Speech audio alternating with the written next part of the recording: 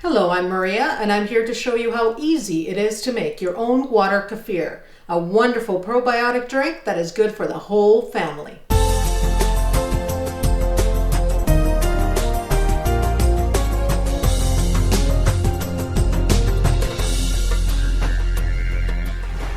Water kefir is very easy to make. You do need some simple ingredients though on hand. You have to remember that water kefir grains, and these are water grains, they are only to be used with water and not milk.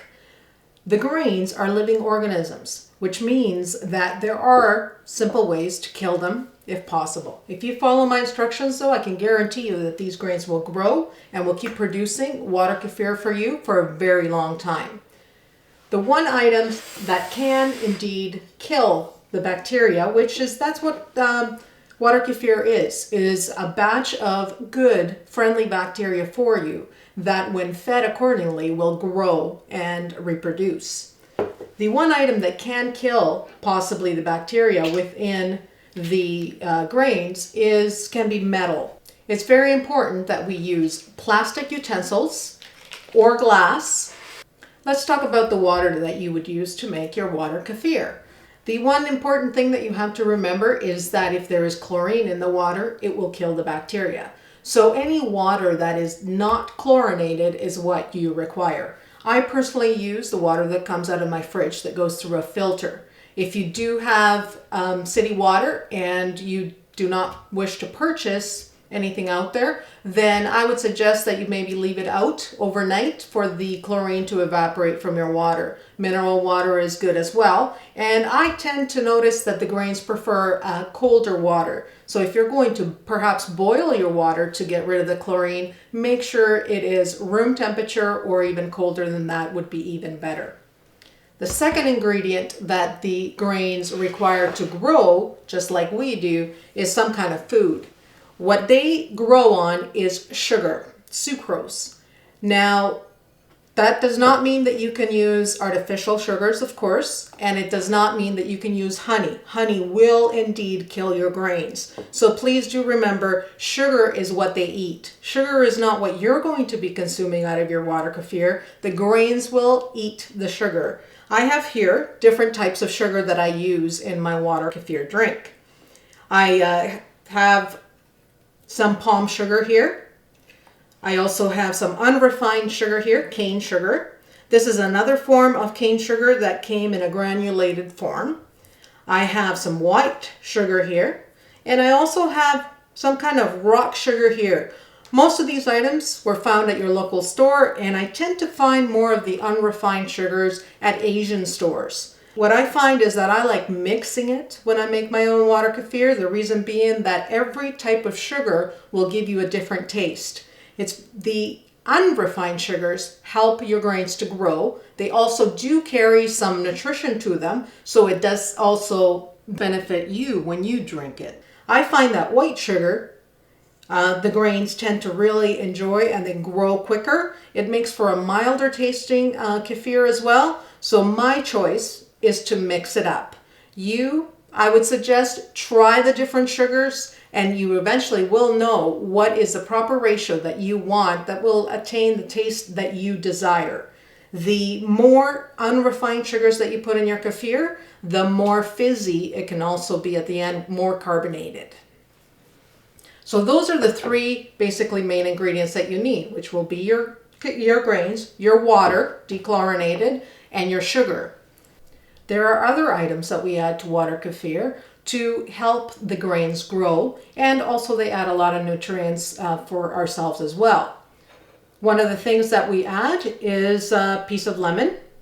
Now, if you notice, I've peeled my lemon, the reason being that this is not an organic lemon. And remember, anything that could kill bacteria would not be good for the grains. So if there's any pesticides on the rind, that is not something that you want on your kefir. I also use a little bit of an eggshell. Just when you're using an egg, clean it out, leave it out. I also use a little bit of dried fruit.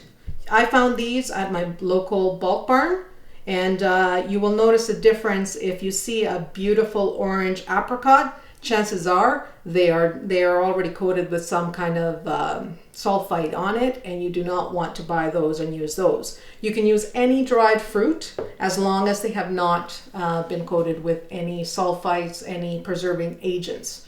We also use a little bit of simple baking soda. It adds minerals to the water, and unsulfured molasses.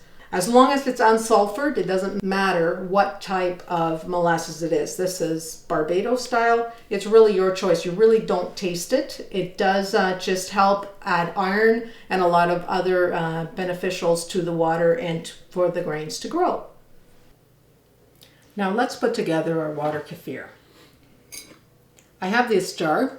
I like it because it has a flip top lid that closes up nice and tight. The water kefirs, I find, do better when the jar is closed. You also get a little bit more carbonation that way as well. So let's just get our water. And we have 6 cups in here. One thing to remember when you're making water kefir, there's a 1-1-1 principle. Basically, if you have 6 cups of water, you're going to add 6 tablespoons of kefir grains and also 6 tablespoons of sugar. We're going to put 6 tablespoons of the kefir grains.